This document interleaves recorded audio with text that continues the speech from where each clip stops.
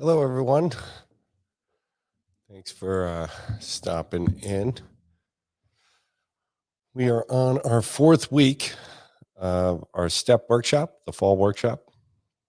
Tonight's step is step 5, admit to God, to ourselves, and to another human being, the exact nature of our wrongs. The discussion tonight would start with a quick review. Hi, Chris.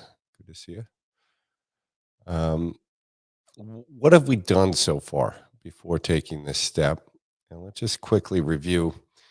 At this point, if you're in AA, NA, Dharma recovery for that matter, or any other recovery community that's working off the principles that drugs and alcohol do not cause addiction. Your mind and your brain cause addiction. A mind that has trauma, detachment, attunement, a collapsed emotional life is prime to have the crisis of addiction. So even if we didn't understand that in step 1, you can admit to this much, that you have a fatal and progressive illness and addiction. It's not getting better. It's only going to get worse. If you've entered late stage addiction, your mind is completely out of control, as well as your use or when you're going to use.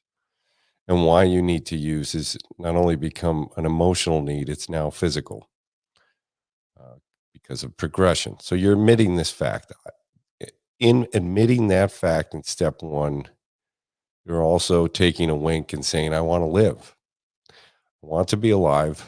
I'm coming to terms that this is destroying my life. And in step 2, it's hard to salad bar them. You're coming to believe that you have a distinct insanity. And that's a legal term meaning not knowing true from false. From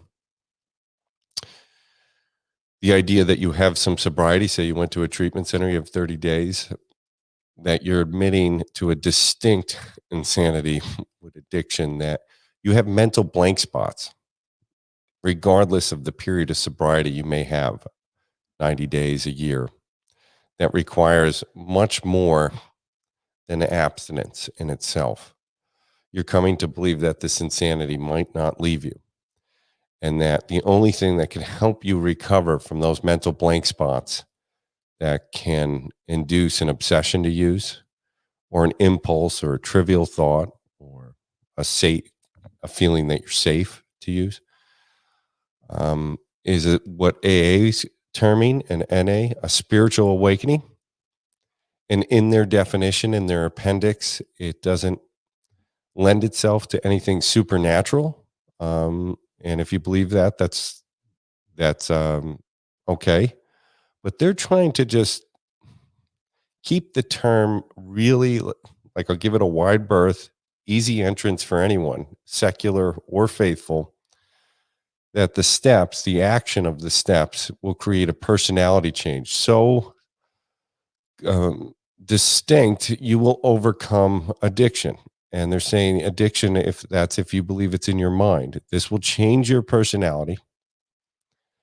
And in step 3, you're going to make a commitment either through a prayer or an oath to your sponsor, or your fellowship, or a prayer to your God of your understanding or a higher power, that you're going to recognize this rather than use. Step 3 is a commitment that your will has been compromised. You're really taking a look at what is your will, of especially me, in the sense so many days I drank and used drugs when I did not want to. Only that paradox could live in an addict's head. I desperately wanted to be sober, but being sober was excruciating.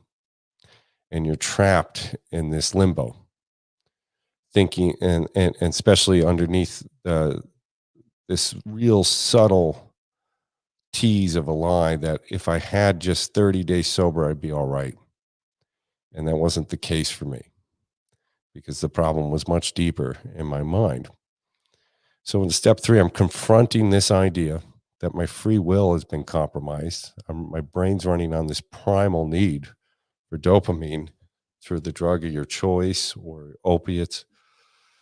And it's fulfilling such a need that the idea of getting sober can feel like death because of the solution your addiction has brought your emotional life. That's pretty powerful, and it's next to impossible to battle by yourself without a recovery community. Um, if the goal is abstinence and a return to some exercising your will. So we see this in step 3, and then they write and start to make a transition. They stop talking about drinking, NA does, and AA.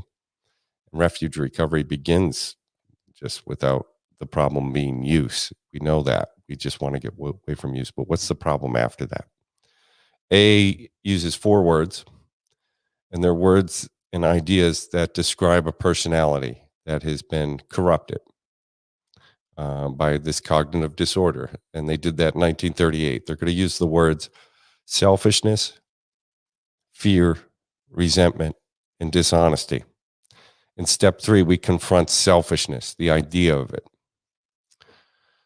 that our addiction has warped our point of view to the point it might have muted some of our ability to empathize with other people.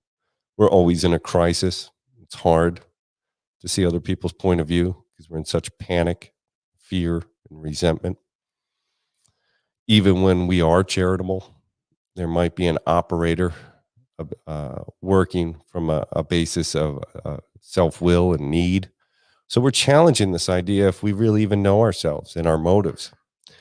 And if we're willing to be open to that fact that we might not know ourselves or our intentions as well as we thought we did through this act of humbling ourselves, asking for help in these first 2 procedures and the steps, we can make a commitment if we acknowledge selfishness can be a serious part of the problem. And it could have arose out of our addiction, our trauma, that we're going to confront this. We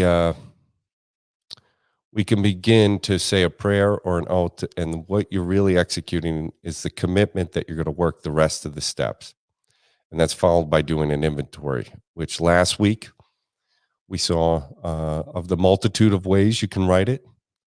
Every one of them will benefit you. We talked about a general inventory. We brushed over the ideas of what Dharma recovery and refuge. This is an intense process they do annually. We went to the general idea of Alcoholics Anonymous, 3 columns, and then questioning these resentments in the discussion in your mind. Where did I cause jealousy? How could this have been my fault? Who did I hurt from this resentment or unmeasured fear?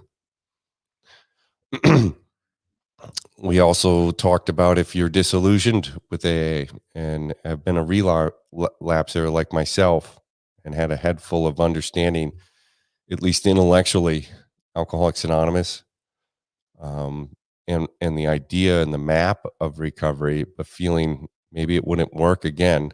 I spoke to even writing over 1 resentment at a time, weekly, these ideas. So there's no fundamental or radical way to do this besides doing it and finding the sponsor that you're comfortable with and letting them guide you. So say we complete this inventory, say we complete it 1 resentment, say we complete it 300. What are we going to do in step 5?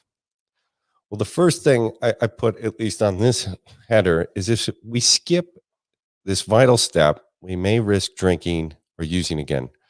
A is not, in its literature, very punitive or too threatening. They're assuming that the reader of this book initially is willing to get sober, wants to live, has a curiosity out of their own desperation and complete defeat from addiction.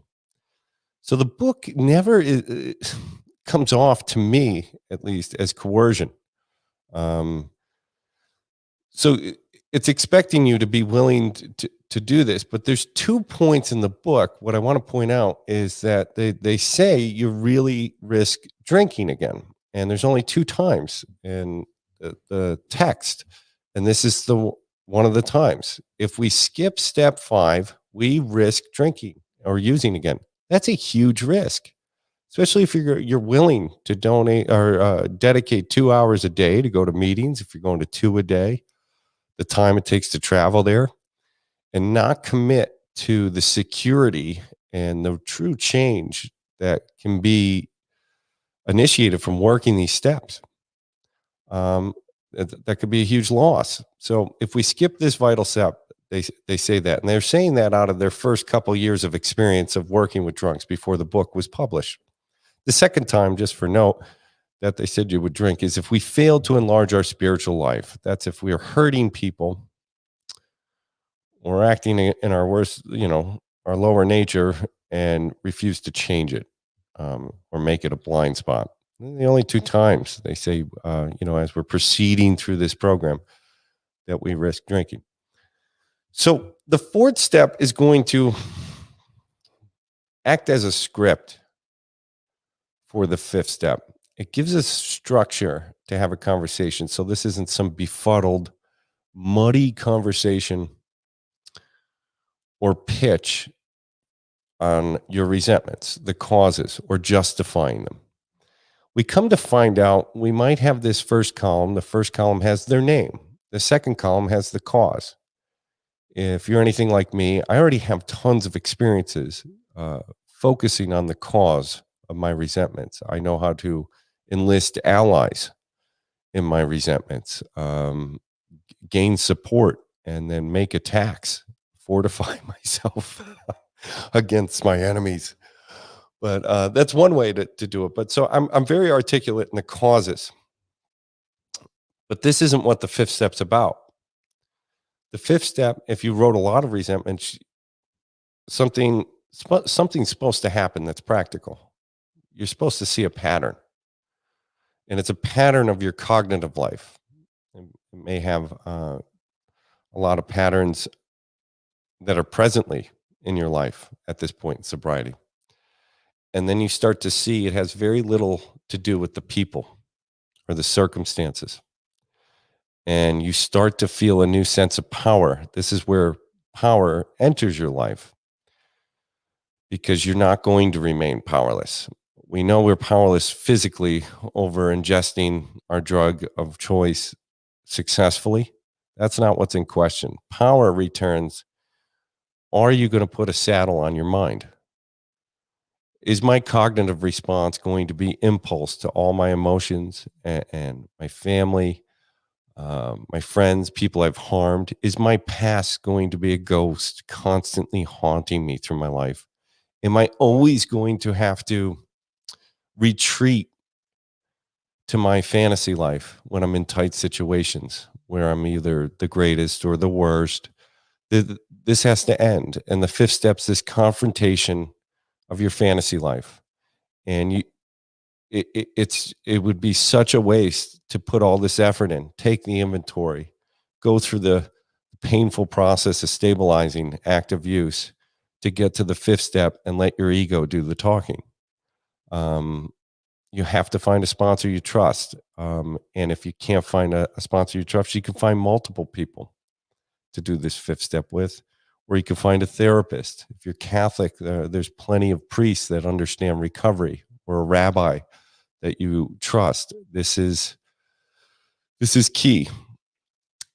So you're going to go through these resentments, the causes, and the fears. You start to see in the 3rd column, the world is really having an effect on me. And if you could keep having this discussion, you see the pattern, self-esteem, and that fear. The fear is, I'm not worthy. I'm not good enough. Well, the name didn't cause it. I've been limping through life trying to hide these fears and my low self-esteem. Alcohol and cocaine was a great help with that. But it's not, you can't sustain a life using drugs and drinking, and be part of a pack that's functional, or keep your health, or keep some sense of honesty, because it's not a true solution. It's a relief. So the 5th step's giving you a solution. I could tell my real story, and I could, the fantasy ends. Who was I? Who am I today? And I'm going to, as we proceed next week, we'll see that we can now decide who we're going to be. But this is how the discussion should go. But some unique things happen if you're fortunate and you find a good sponsor and someone that's healthy and not basing the relationship on a sense of power. It's peer-to-peer. It's non-professional. They're not pretending to be a licensed therapist. We're just two addicts and alcoholics trusting each other to work these steps of spiritual principles. They might share some of their story with you. And I do that when I sponsor people because that's what was shown to me. And that's the community of the fellowship where real connections are made. And what happened was there was things, the first time I did a fourth step, there was stuff I didn't write down. It was probably the most severe trauma I experienced in my life.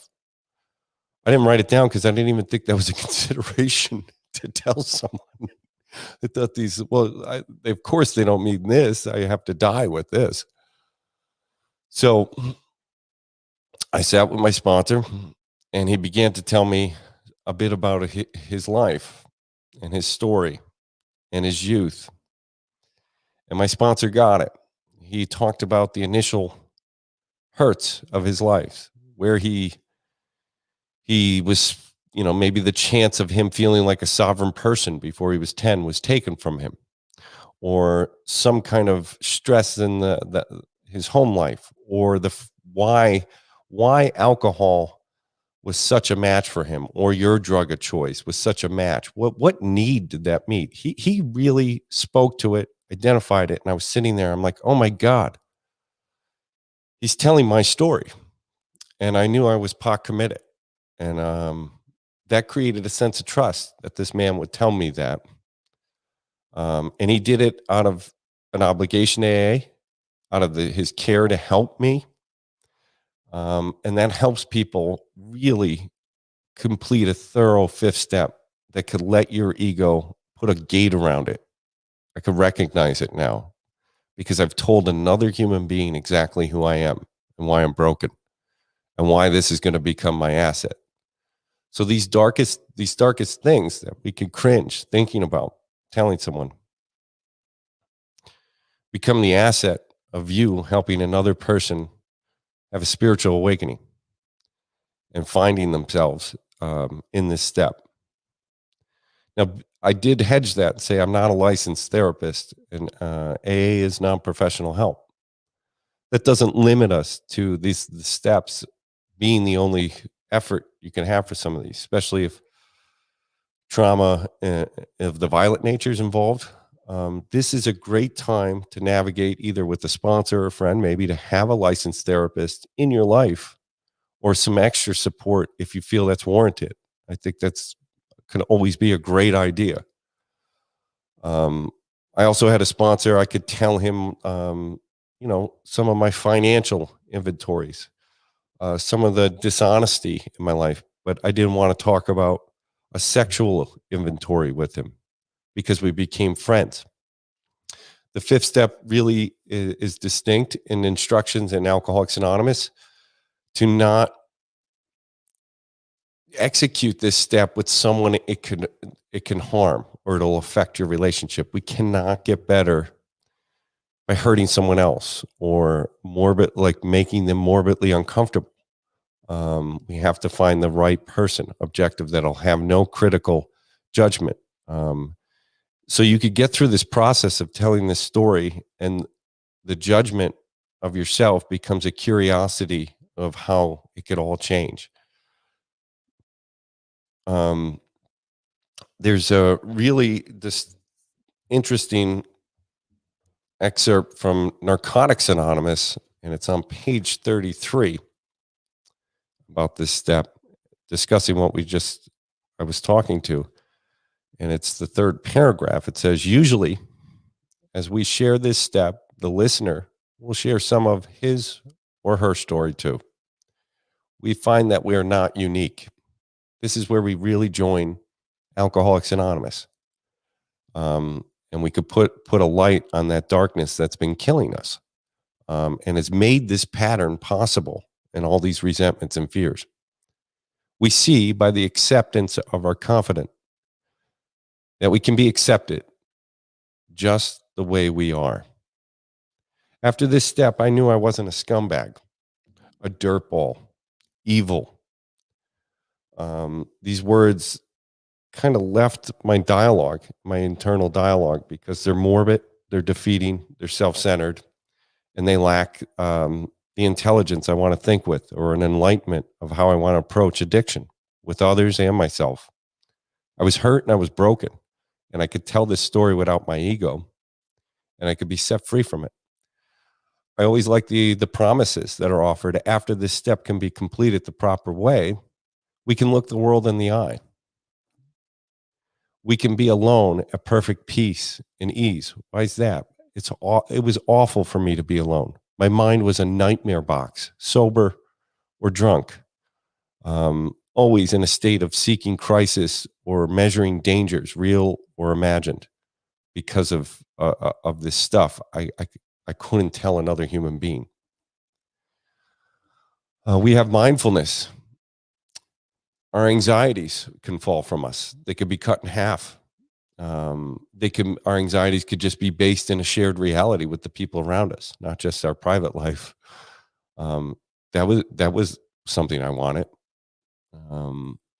We can feel connected to people. My isolation, self-created, or just from the circumstances of what addiction did to my mind, that was leaving. I wasn't seeing every day the distinctions between me and everybody in an AA meeting, 30 people. I was starting to see why I belong there and why this is functional for me. All my cynicism started to drip away from me again. And I've been around AA a long time. I didn't think that was going to happen to me again this time. The guy in the back of the room that I'd always consider, a jerk, an asshole. I started thinking, oh my God, I think I'm really recognizing that he's lonely. So this can be the promises that happen from a fifth step. And what's happening by having this discussion in the form of identifying addiction as character defects, resentment, dishonesty, selfishness, and fear. I'm taking the gate that's guarding me from use, and I'm putting another 500 yards on it. Because now I'm not looking for obsessions or the physical reality of not drinking or using. I've entered the world of what they would call the spirit, existential, my mind. I'm looking for resentment, fear, and dishonesty, because this is what torments me. This is where my addiction grows. So I'm not thinking about drinking. I'm taking a daily inventory at this point as I'm working these steps, looking for these things, because these are the earmarks of addiction long before use. So I'm putting space with this connection with person between me and the immediate impulse to use. It's making it more difficult and irrational to use drugs to solve this problem, because now I'm not seeing the problem. I'm seeing the problem distinctly for what it is. Finding the truth about what hurt me, why the world affects me this way, and why I can't be my authentic self. And if I do it with the right person, they could give me the guts to become that person that I want to be. So, there's more than one way to skin this cat. You could just, last story, the most interesting fifth step I ever heard. I have a friend, Larry. Larry has been in AA 30 years. He just celebrated with me not too long ago. Larry, AA was tight quarters in Scranton back in the day, and he's a little edgy about going through his fifth step. He went down to Atlantic City on the boardwalk in front of Bally's. He found a man who lived on the beach there. Bought him lunch, and I maybe even gave him some money. And the man spent a couple hours with him, and he told him his fifth step. So, there's really no excuse that you can't find another human being, and you have to do it. Like, a self-appraisal of these shortcomings is not enough in ourselves. It's the connection with another human being that finishes what we began in the spiritual awakening. Someone finally knows us, our whole story. So I'm going to open it up for questions. That brings us to half the hour. And so far, I'm really appreciative to how many people are enjoying this and that it's helpful. But if you do come next week, I just want to put it out there now. There's going to be we'll have a surprise, and that'll make things a little more dynamic and interesting for the alumni here and elsewhere. So let's open it up.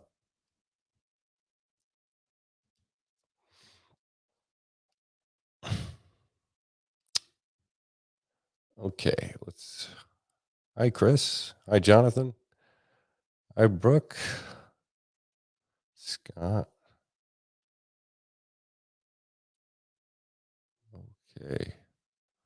Hey, Walter. Hi, Steve. Hi, Megan. Akiva Joe. How does writing out resentments in step 4 flow into step 5? Shouldn't we first tell our story and then work resentments? Well, I don't think it's written in stone. And I don't know what you mean by that. So I'm going to just flow through it. In treatment, you have a first step package that confronts the idea of what would seem like your whole story, but it's really confronting and focusing on the use and the denial of that use and the links I'll go to protect actually having an active addiction. Step 4 is distinctly different. So to tell the story after writing it down commits me to a truth. It's very hard to write lies and half measure this.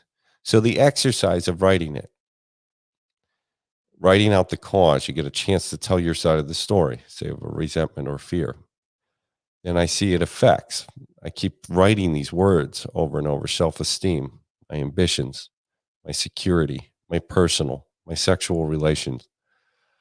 And in parentheses, self-esteem keeps showing up, and it has this fear. I start to see that the person doesn't cause the fear, so I objectively get removed.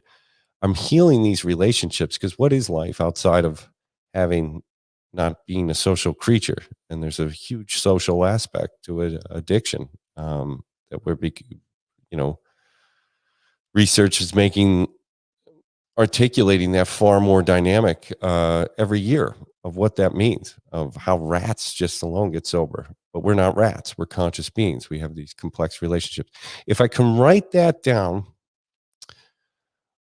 I see that the person has nothing to do with it. There's a pattern of thinking that might have arose from a trauma, an event, or a series of months and years of trauma of how I process emotions. I can't self-soothe. So I see this 4th step speaking to it and the fears. And, what it's saying at this point by writing it, the trauma might not be my fault in 4 and 5. But now that I'm aware of it, it's my responsibility. And the 5th step's the first key to the freedom of that. So it's hard to tell your full story without writing it down, examining this life so I could squash and mute the effect my ego has. If I have an addiction, my ego in my fantasy life is really powerful, even when I'm not using. The distinctions I've made about myself versus everyone in the room. I've been doing it for years. If you have an addiction that's lasted for years, you might not be able to, those lines get blurry of who you think you are versus who you feel you are when you're around people. The 4th step mutes that if you're writing the truth, and you now have a relationship, hopefully with a sponsor or a trusted friend, a therapist, that this ego is not needed in that room. It's about you getting better and finding out the truth of who you are so you can live in your own mind. I mean, philosophers state addiction as your conscious life. It becomes intolerable and it's hard to live with yourself. The 4th step gives me a script to have a structured discussion and tell the true story about my life.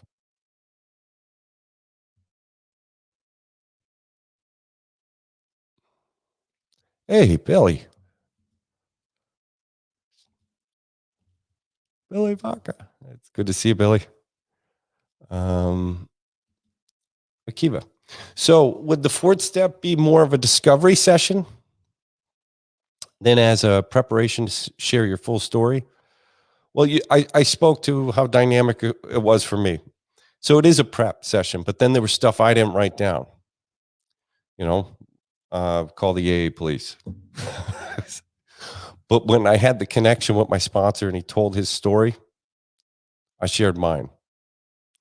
And then I knew distinctly the puzzle was being put together of how my mind, my conscious life, how I relate to other people, what I think about myself started, and why alcohol was so powerful in this relationship with myself to make being with me more tolerable. The same with other drugs. So it is a discovery session and it's a confrontation of your fantasy life. Can I let go of the blame of the harms too if I've been harmed? So I can have my mind back. Can I leave the narrative that I'm a victim and that I've just showed up to a broken world? Like that this is the real spiritual axiom you're entering, confronting yourself in the fourth step and fifth step. Maybe something wasn't my fault, but can I free myself from this pain so I don't destroy my chance at having a life, even without drugs? Am I really going to live in this mind that thinks the world has destroyed me and I'm going to stay destroyed? You can't. You can't do this in the fifth step. You're confronting it so you can overcome these problems.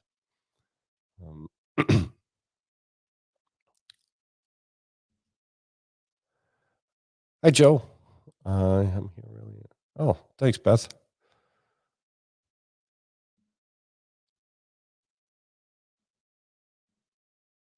So, in fairness, I've had three kind of, I guess, crucial inventories, and I've spoke to it. I've had three periods of sobriety in my life. And when I was younger, and each time I did work the steps, and the revelations came to me in a deeper, more profound way because of how addiction came back into my life.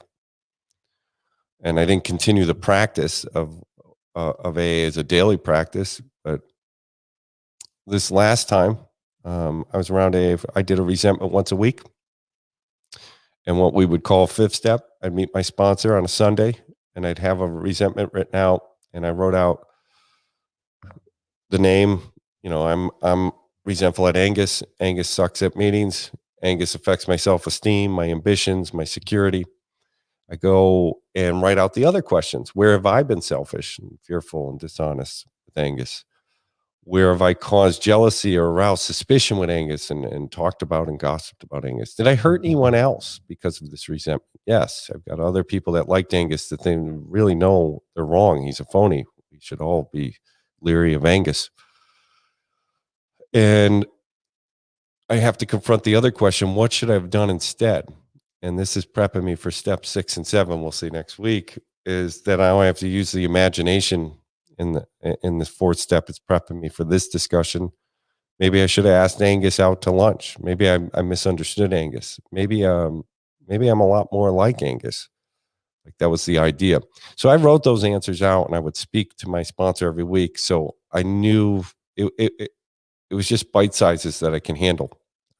My mind was totally toast for the first 6 months of sobriety. And that was a real approachable way for me to do that and pick off starting to put the fires out of my past while not creating new ones, doing a 10th step every night.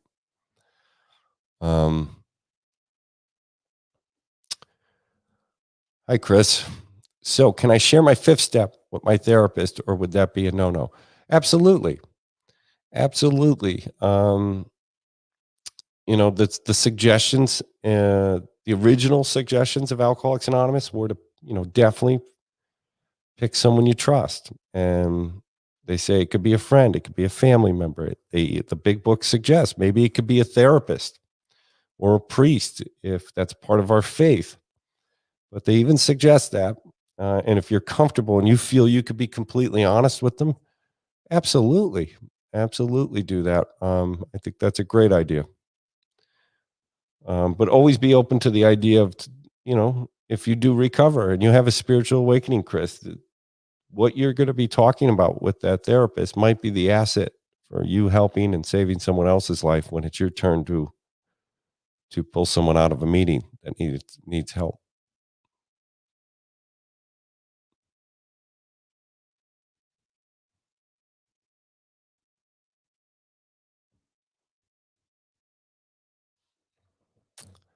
Let me see. I'll comb through some more questions. Thank you. New comments.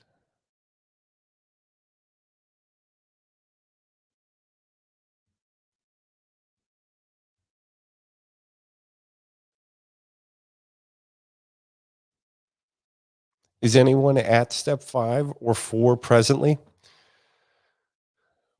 with their sponsor? Or feel that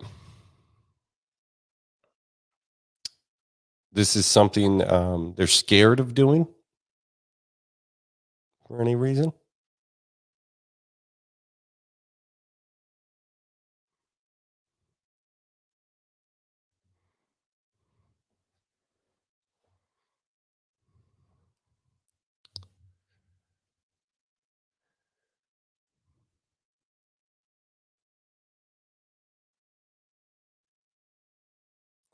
So breaking down the fifth step too, there's 3 things that are happening. The idea that you're admitting to God, to yourself. So you're reading this idea to yourself. That could be hard because sometimes I don't know the true from false when it comes to my ego and the stories I've been telling about myself that aren't accurate. Um, and then when I do it with another human being, there's some kind of, I'm a pretty cynical guy and secular, but there is some kind of spirit of connection to two mammals telling the truth to each other, showing someone how vulnerable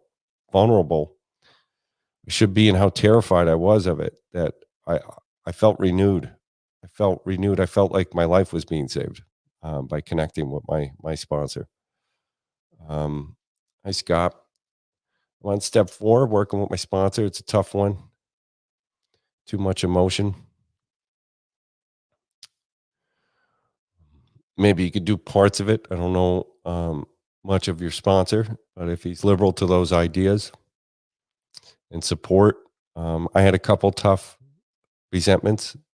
Um, Sometimes I wrote them. He had an RV uh, in his on his property, his house, and I would meet him up there. He'd let me sit in the RV in the afternoons. I had a place to write it. It felt like I was showing up, so I couldn't get lazy and sneak out of. I I had nothing else better to be doing than saving my conscious life through doing this action and doing it thoroughly. So getting well doesn't always feel good because we're confronting stuff that we've might not have known about ourselves in a distinct way of how I think and who I thought I was. But it's worth every bit of pain and how uncomfortable it can make you feel. It's the same uncomfort, like what discomfort you can experience from working out, but this is a spiritual workout. Other people have been as just emotional as you. It's definitely it's you're definitely going in the right direction because you're not doing a shallow one. Then if it's good, but don't let it become morbidity. Let it become curiosity and start to look at yourself almost as a stranger objectively and measure this life and think, do I still want that past to repeat? It doesn't have to. If you can give yourself a little relief and a little less judgment and keep writing, that curiosity could drive you into a new life, an entire new conscious life. Dan, I'm about to start 4 and I really don't want to dig everything up, but obviously I have to. Well, dig one body at a time if it can help. I always suggest that. If you could do an easy resentment first, get the pattern down, Dan. Don't overwhelm yourself with, war and peace. Write a short, write a short story. Do one at a time. Pick an easy financial amends. Someone that hasn't been a passionate relationship in your life, and start creeping up to the real ones. Um, if you need any help, you could always email me. I got to put my email out there, and that goes for anyone who needs support navigating through the steps, have questions. Always feel free and confident. You can email me, and I will respond to them within the week.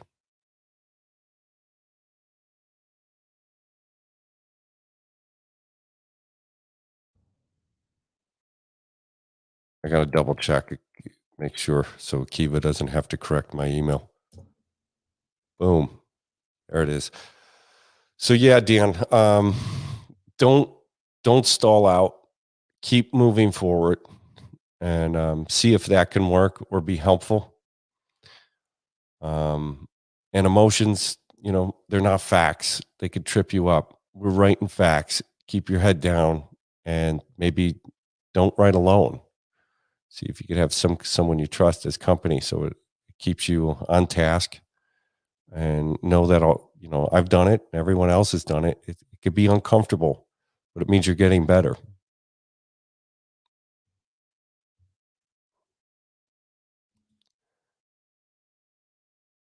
Thanks, Chris.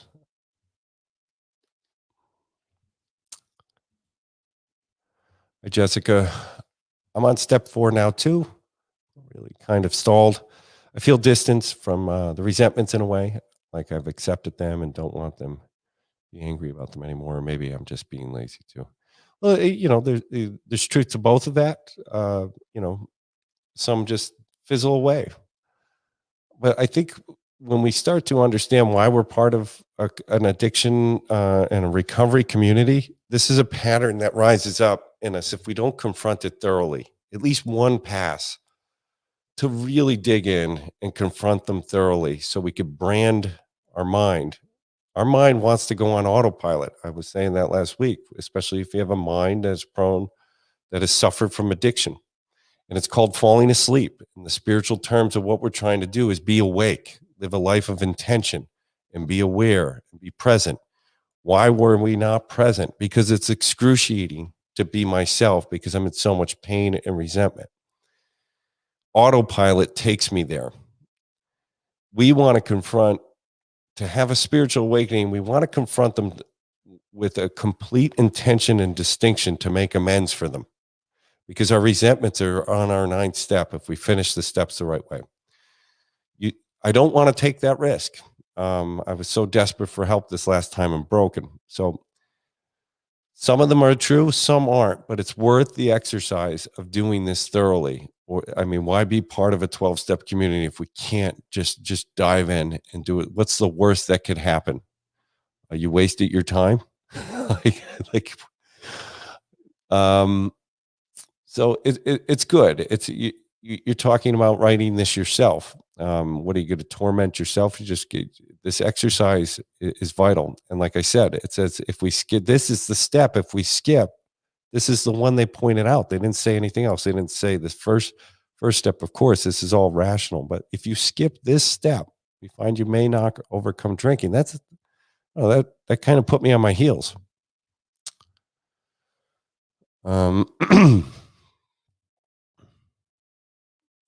Thanks, Jessica, for that. I appreciate that. So.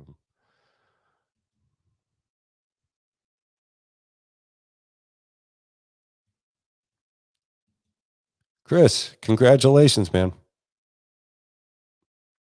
That's enormous.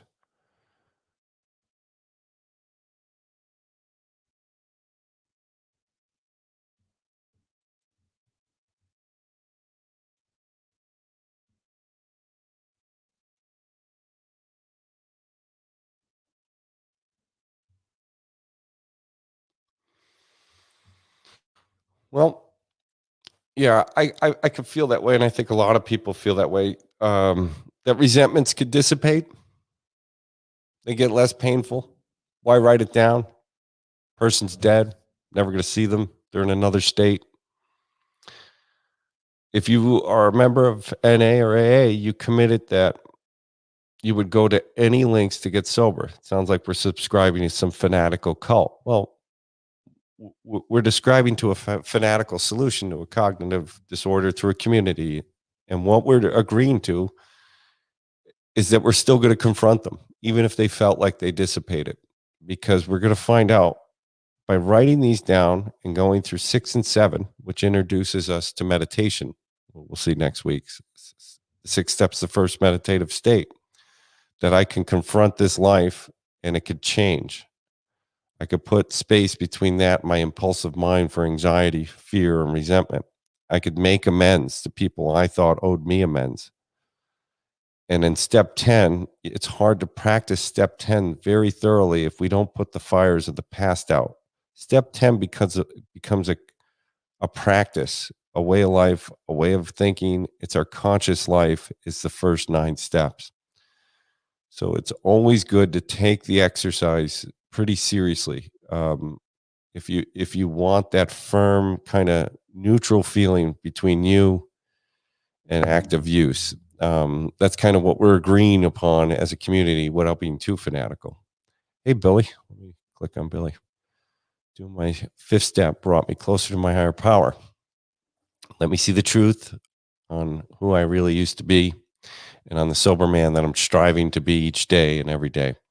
I never felt this good spiritually, mentally, since completing all 12 steps. Now I get to bring my sponsee through and get to do them again through him. Billy, thanks for sharing. Billy has a lot of experience. I got to know Billy last year. And I believe every word you said, Billy, because I saw what you had to go through and what you're coming through and how much experience you've had over the years. I relate to you a lot because I relapsed and I was sober a while, and I knew this stuff, but I lost my belief, the sense that I was sincere. I think you're going to help a lot of people do that. And just one note, you get the first pass in completing the 12 steps, but 10 and 11 and 12, we'll see are steps that you can't complete. It becomes our practice. And I know Billy knows that. It's great to see you on here, Billy.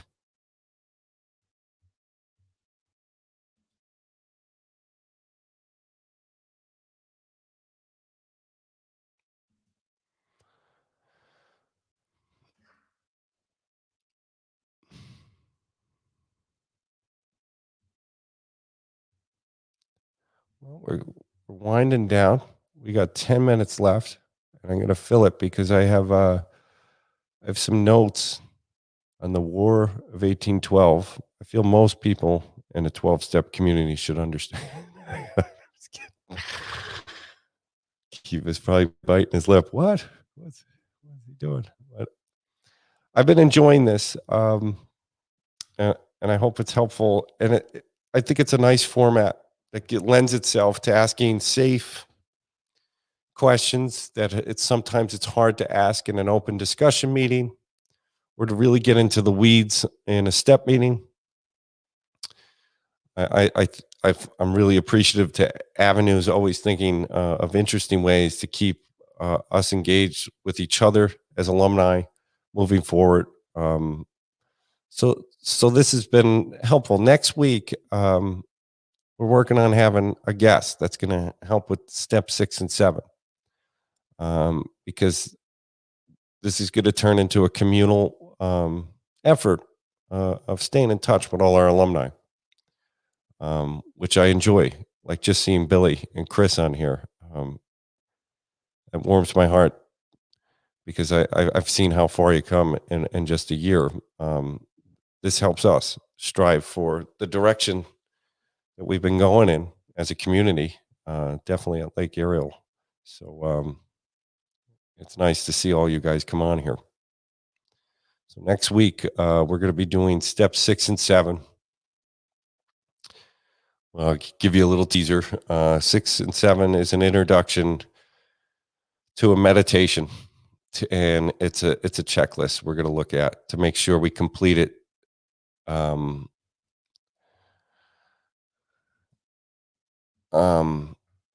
Our first 4 steps. Did we miss something? Did we hedge? Did we maybe not do our 5th step with the right person? Did we not trust them? We could consider all these things in step 6 and learn why we could be alone and at perfect ease with ourselves now and our thoughts, and start to change these thoughts. We're going to have a very special guest from a very special place in this country, very old place. So I'm looking forward to that very much so. Is there any questions that I can answer before we come to a close tonight? If you did not want to ask it or even be on the screen, feel free to email me. You can always email me. Any homework for next week? All right. Yes, there is. Step 6 and 7. If you can find 10 minutes this week to write that, but your petty resentment. If you were doing the homework through here, if you're first, what we did was find a petty resentment as our homework was going from step 3 to step 4. And a petty resentment's easy enough if you're actively going to meetings, someone that just kind of annoys you. We learned to write a fourth step about this person. We did a fifth step, or do a fifth step with someone this week and talk to them about that person and why this petty resentment, possibly even a stranger, make it no real stakes are at on this or consequence. Can you share with another person the cause and why a stranger had an effect on your self-esteem and your fears? And from that, take 10 minutes and try to meditate on what those first 4 steps looked like on that petty resentment, and you'll be prepping for step 6. So guys, I don't want to beat a dead horse. We have 6 minutes to the hour. I'm not seeing many other questions. I think we've covered a lot of ground today up to step 5. And then 6 and 7 is just kind of rockets us into having a daily practice, as we'll see as the upcoming steps.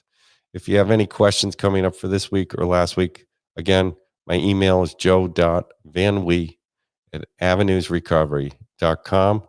Please email me anytime you want if you need any support or questions.